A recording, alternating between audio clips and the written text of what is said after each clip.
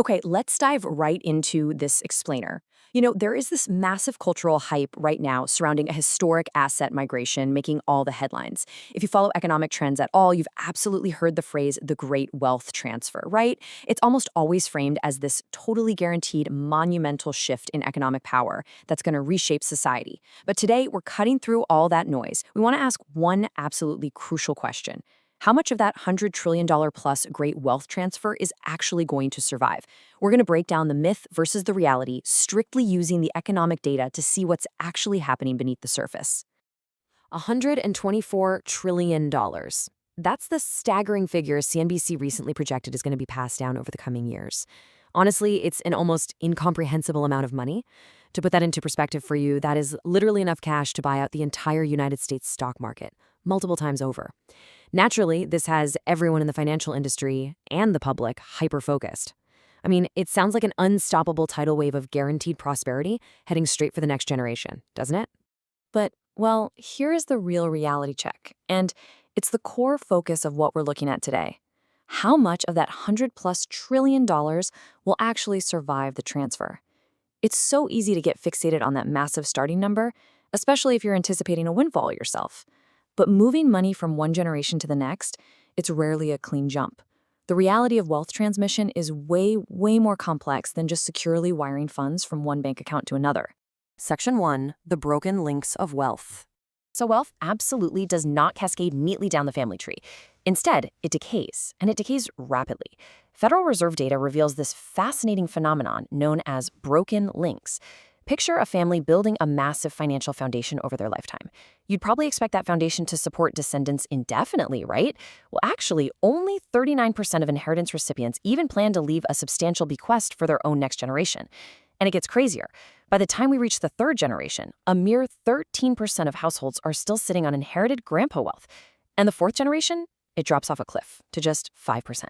The links snap almost immediately, and the wealth effectively vanishes. Section 2. Why does capital evaporate?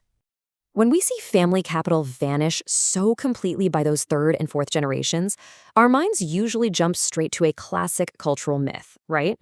We picture the irresponsible heir just squandering the family fortune on sports cars, luxury vacations, and terrible investments.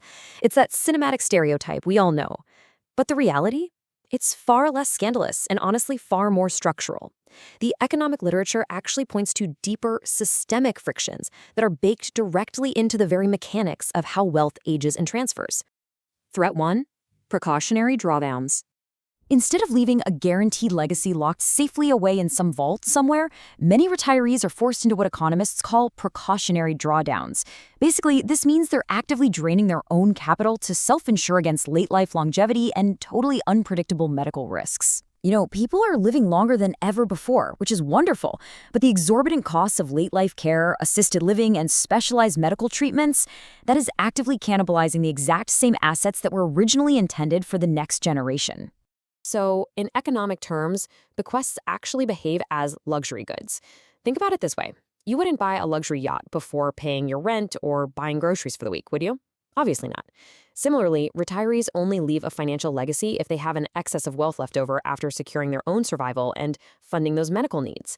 A bequest is essentially the ultimate luxury purchase. For the vast majority of households, that wealth simply doesn't survive the sheer cost of staying alive. Threat 2. The behavior gap. Beyond those heavy medical costs, there's a massive psychological hurdle, which we call the behavior gap. Long-term wealth accumulation isn't just this mechanical transfer of a brokerage account. It's a behavioral transmission process. This gap happens when families completely fail to transmit vital saving, budgeting, and investment habits right alongside the actual money. It takes intense discipline, risk management, and delayed gratification to build capital. You can pass down the funds, for sure. But if you fail to pass down the behavioral discipline that actually built them, the whole system just breaks. And this quote really hits the nail on the head. Without passing down saving and investment habits, a one-off transfer is simply deferred consumption. That is the ultimate danger here. Giving someone a massive windfall isn't true wealth building. If an heir doesn't have the behavioral framework to manage, protect, and actually grow that capital, the inheritance isn't some lasting family engine of wealth. It is literally just money waiting to be spent. It essentially functions as a rapidly depleting checking account. Section 3. preservation or gradual depletion. We really need to completely rethink our baseline assumptions here. Rather than viewing this $124 trillion great wealth transfer as a permanent, unbreakable tidal wave of prosperity, we have to recognize its extreme fragility. Capital is constantly threatened by severe longevity costs and medical risks long before it ever has a chance to move. And, critically, its survival post-transfer absolutely requires strict habit transmission. It's not just about handing over the keys to an account. So when we look at the hard data on generational decay, healthcare drawdowns, and the behavior gap, we are left with a pretty sobering reality. Are we actually preserving wealth, or are we just managing its gradual depletion? Ultimately, we really have to ask ourselves, of that $124 trillion windfall, how much of it will actually survive? Thanks so much for joining me for this explainer. I really hope this provided a clearer, data-driven lens into the complex reality of generational wealth.